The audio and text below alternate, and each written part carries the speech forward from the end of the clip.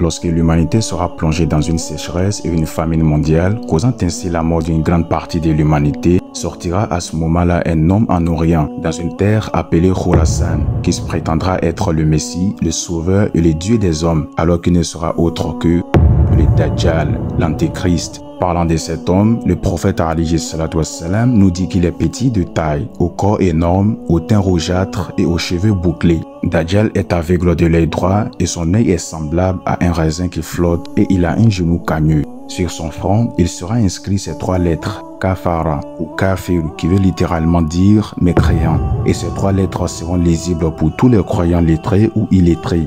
Dajjal sera la plus grande épreuve pour l'humanité, comme l'a dit le prophète alayhi salatu wassalam. Il n'y a pas entre la création de Adam et le moment de l'heure une chose plus grande que le Dajjal.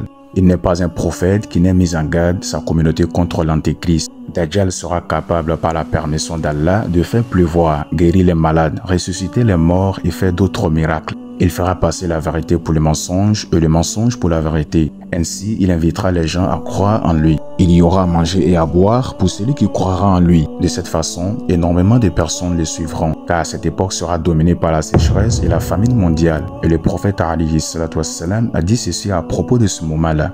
Quand l'Antéchrist apparaîtra, il aura à sa disposition de l'eau et du feu. Ce que les gens prendront pour de l'eau sera en réalité un feu brûlant, et ce qu'ils prendront pour du feu sera une eau douce et fraîche. Et celui d'entre vous qui verra ce temps-là se plonge dans ce qui lui semble être du feu, car il s'agit d'une eau douce et agréable à boire.